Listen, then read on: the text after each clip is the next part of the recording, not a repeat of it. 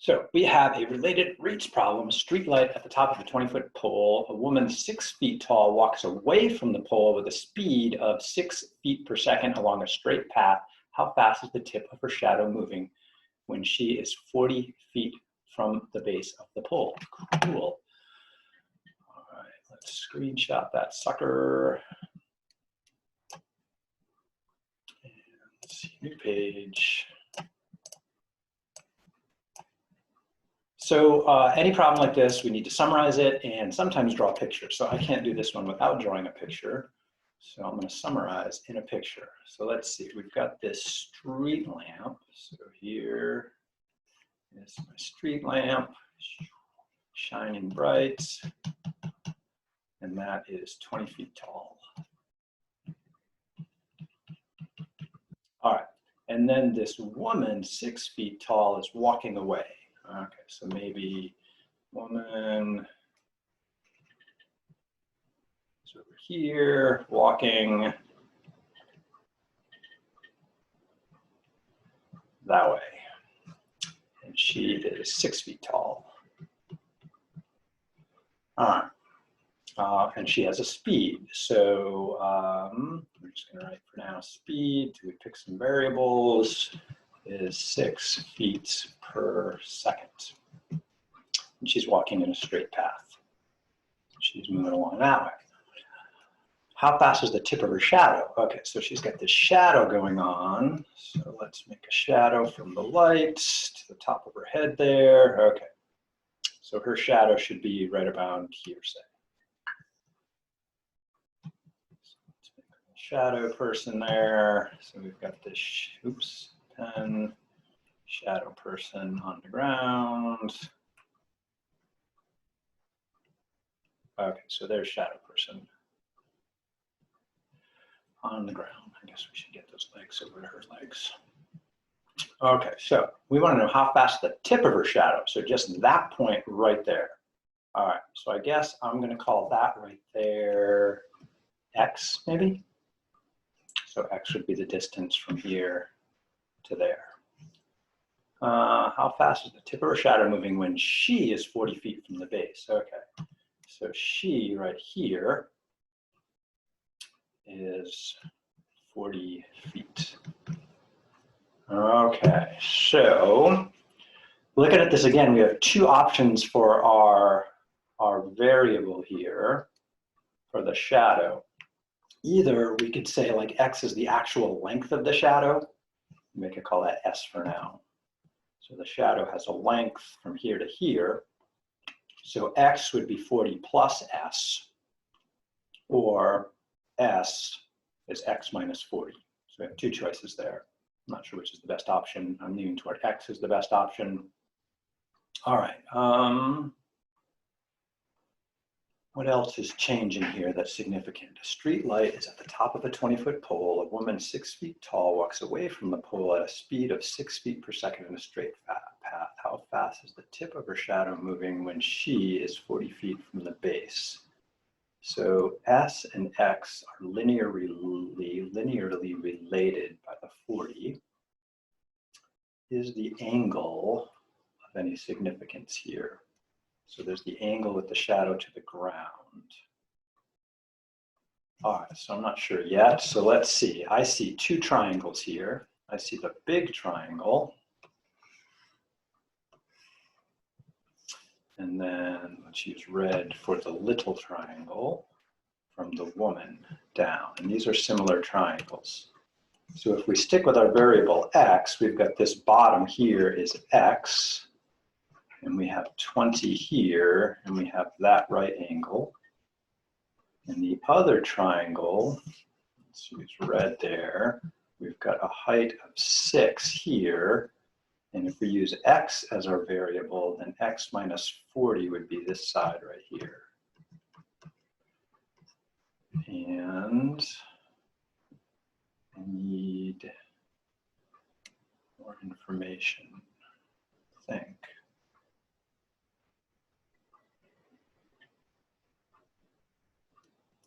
I want to know the X dt. Okay, so we have her speed here.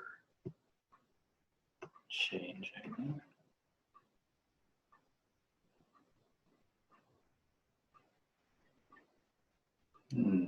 Let's see. She's currently at 40 feet. Oh, but that's changing too. Okay. So the 40 is not fixed. All right, that is changing. So I guess that needs to be variable. So this distance right here, although it's at that moment 40, it's changing. So what am I going to call that? I'm going to call that y for her distance there. And then this speed right here, that's dy dt. And that is 6 feet per second. All right, so I need a relationship between y and x. So down here in this triangle, instead of x minus 40, that's only at that instant. In general, it's y. So let's modify that. So this right here, we're going to call x minus y.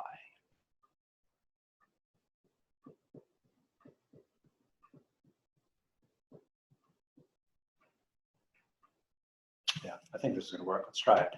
So what do we have going on here? I think the relationship here is proportionality of similar triangles. Ooh, are they similar? Yes, at any instant, they have this same angle right here. It's going to be the same. And they have a right angle. Yeah, they're similar.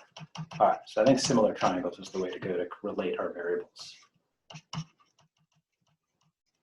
This is always the hard part in these, trying to find a relationship between the variables. So what I would say, let's write it as, let's say, base of the triangle divided by the height. Since the triangles are similar, the ratio of the base to the height has to be the same. So the big triangle has a ratio of x over 20, and the little triangle has a ratio of x minus y over 6. Right? X take away y gives me just the shadow length, which is that smaller triangle. Yeah, that looks good. All right, so this is our formula right here. So that was the hard part. Now we just have to differentiate. So the derivative with respect to time of the left side has to equal the derivative with respect to time of the right side. Oops, I got my left and right backwards. You know what I meant.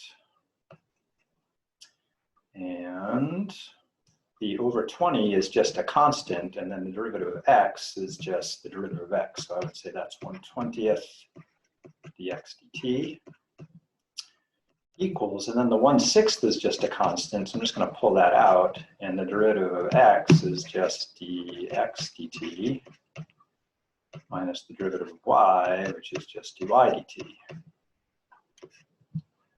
And then we just plug in the information that we are given. Okay, see what we get next. So what do we know here? We know dx dt.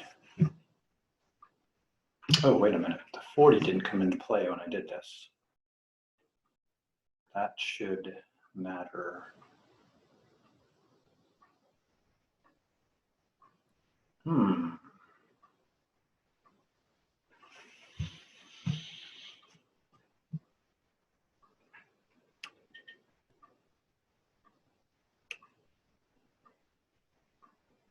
going to continue for a minute. So let's see, dx dt is 6. No, that's dy dt. I want to find the rate of, oh, I'm looking for dx dt. So the tip of her shadow, right? Shadow tip.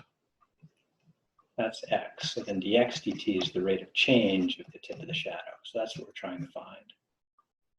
And dy dt at that instant is 6. So then I get 1/20th dx dt equals 1/6 times dx dt again, minus dy dt, which is the 6. And so distributing through there, we get 1/6 dx dt minus 1, and then bring the dx dt over. So a new screen, we have 1/20th dx dt equals 1/6 dx dt minus 1, right? Yep. Subtracting the 1/6 over, you get 1/20th dx dt minus 1/6 dx dt equals -1.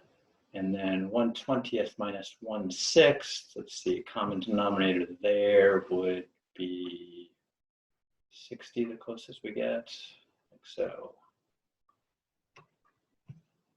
So multiply this one by 10, this one by 3, gives me 3 minus 10, -7/60ths. dx dt equals -1. So dx dt should equal 67ths. I'm a little disturbed that that 40 feet didn't come into play. Okay, so let's revisit this right here. Does my picture look okay? 20-foot tall pole, we got that no account. 6-foot tall woman, we have that. Her distance from the pole is changing, so that definitely needs a variable. So we have that y there. And then they're saying she is 50 feet from the base. Okay, so at that instance, 40. We didn't use that, which worries me. Over here, we want to know about the tip of the shadow, which is at the end of the big triangle and the end of the little triangle. And as she walks,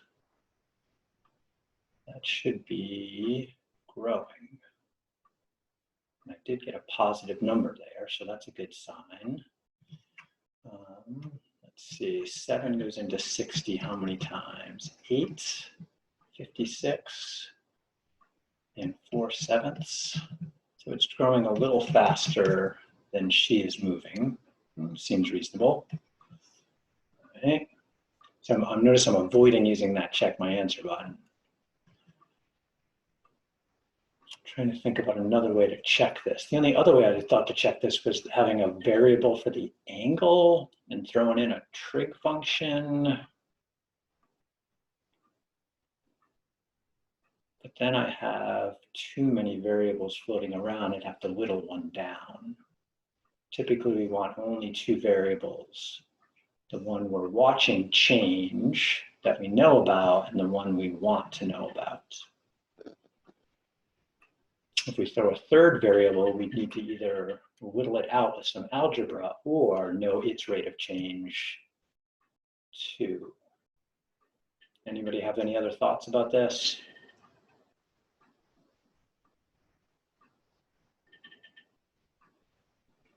I'm going to redraw it on a clean piece of paper, double check.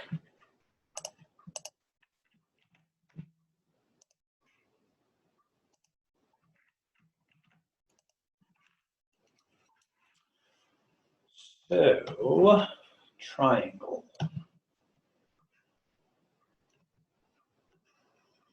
Nothing in the chat. So we've got this big triangle here. And then we have this other triangle inside. So let's say that one right there. And there are multiple things changing here. So, oops, it's not a pen. She's moving along in that direction. So this distance is increasing right there. So I was going to call that Y. I'm going to do it a little different this time. I'm going to say the shadow, let's call the shadow length S. No, I don't like doing that. Well, but the tip here is definitely Y plus S. So I'd rather have that just be a single variable name, like I was calling that earlier, X. How fast is the tip moving? just that point. And that point is really relative to the pole, because the pole is the only stationary thing here. The 20 is a constant. Let's make constant red. So 20 and the 6 is a constant. They're also saying her speed. I'm assuming it's constant because they don't reference the 6 with the 40 at the same time. So I'm going to say dy dt is also constant.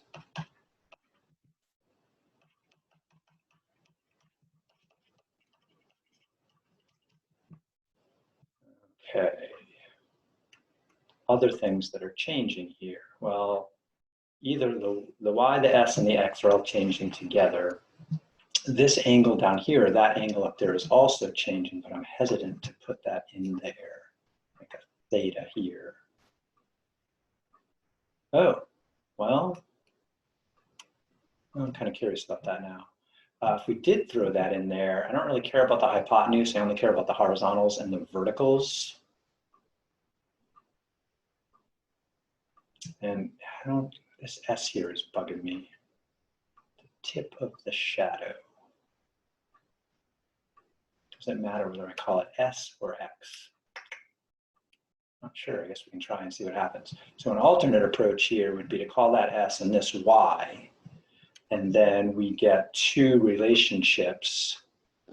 That's always this theta for the little triangle is the same as the big triangle. So then I would get the tangent of theta is equal to 6 over S. Tangent of theta is equal to 20 over Y. That's two different equations though. But because of similar triangles and that's the same angle, that still leads me to 6 over S equals 20 over Y, which is similar to the other equation. Let's see, when you did this problem, yeah, so Evan said 20 over 6 is equal to X over X minus Y. And then if we do a little cross multiply here, that ends up with X minus Y over 6 is equal to X over 20, which is just another version of what I had back here.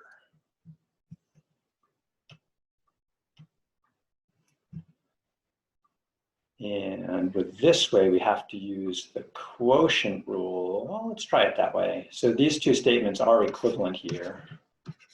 Let's try Evan's version, see if we get the same answer. Yeah, so it turns out the theta, that doesn't add anything because now we have two equations. We have to join them into one, which leads us back to this right here. And S is really Y minus X. So we get exactly the same thing, just written a slightly different way. So if we do this version right here, we take the derivative. It's a little harder derivative to take. The derivative on the left is 20 over 6. So I gotta hurry up. We got other shit to do. Derivative of that is 0. On the other side, we have to use the quotient rule along with the chain rule with respect to time. So that gets a little messier.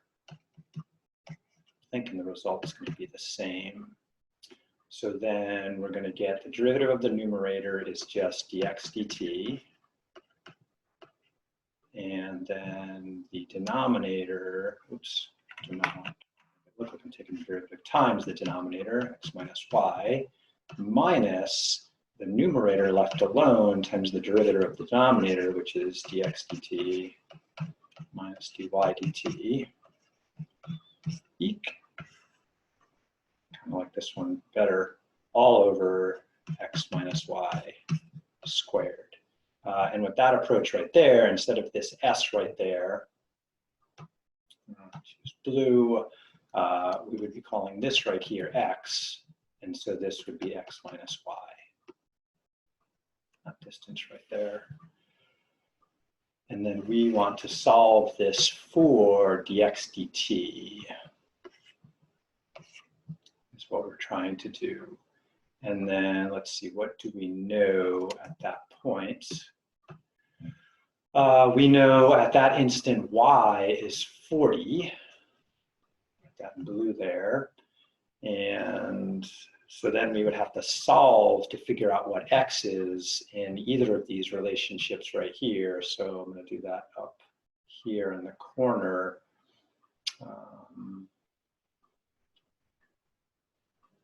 We would have,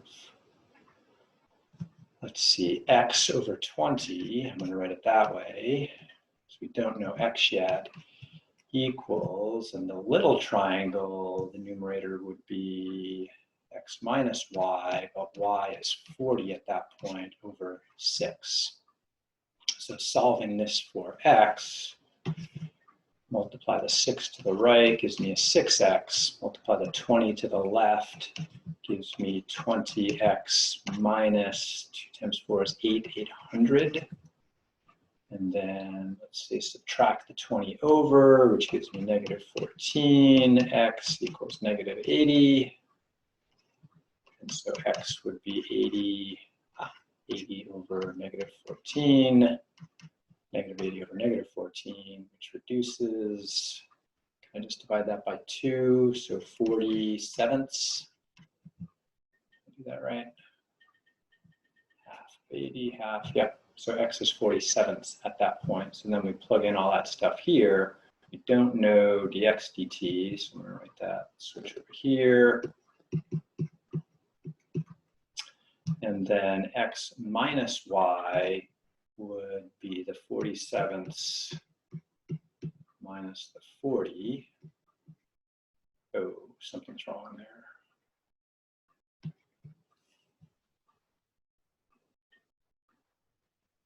X needs to be bigger than y. Oh, 20 times 40 is 800. Oops, 100. Okay, so 400/7. So x has to be bigger, minus x, 400/7 times dx dt minus dy dt, which we know to be 6, all over x minus y squared, which is that 400/7 minus 40 squared. And that's equal to 0. And so then we have to solve that. Will we get the same answer? Let's see. Can I do anything to clean this up? Well, for sure, we're going to take that 400/7, that denominator, over to the other side. And then on the left side, don't really want to distribute. Do I have to? Dx dt times 400/7 minus 40. Do have to distribute this one, minus 400/7 dx dt, and then plus 400 times 6 over 7.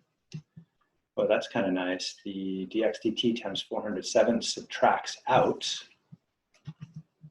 So that is just negative 40 dx dt. Right, I've got that positive 400/7 dx dt, negative 400/7 dx dt, so those two are a 0. And then I can just subtract that to the other side.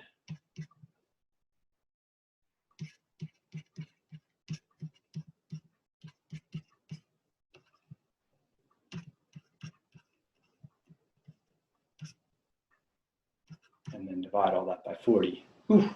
Let's see if that comes out to the same number we got before. So what did I say it was before? Before I was thinking it was 60/7, 8/4. Will this number come out the same? All right, into a calculator. All right, so if I type this correctly, I have a numerator of 400/7 minus 40. Oops. Minus 40. And that part is squared. And then we're subtracting from that 400 times 6 over 7. And all of that is divided by -40. Did I get that right? Ooh, that is not the same answer, unless I mistyped something.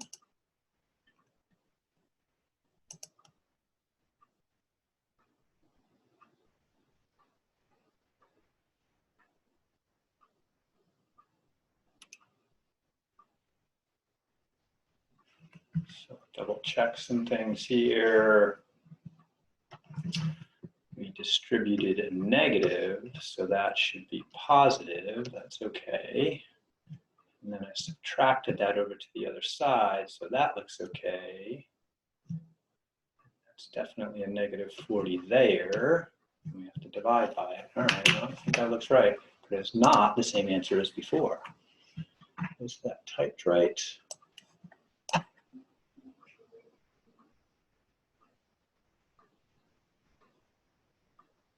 Looks like it.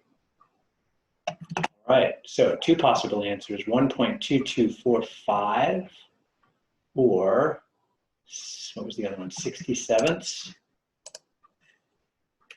All right, I guess we're gonna resort to checking on the computer. Oops, wrong way. Oh, no, it's okay, 67ths. All right, let's take a look. Back here, so my first thought was that it was 67ths. Oh, that one is correct. So somehow I made a mistake in that second approach. All right, so my first approach, the easy one, which seemed too easy to be true, was correct. My second approach, I have some kind of error. So I will review that after class and get back to you on this one, likely record a new video about it. So math is hard. Sometimes you have to try and try again. All right, we better move on. What's up, Kelsey?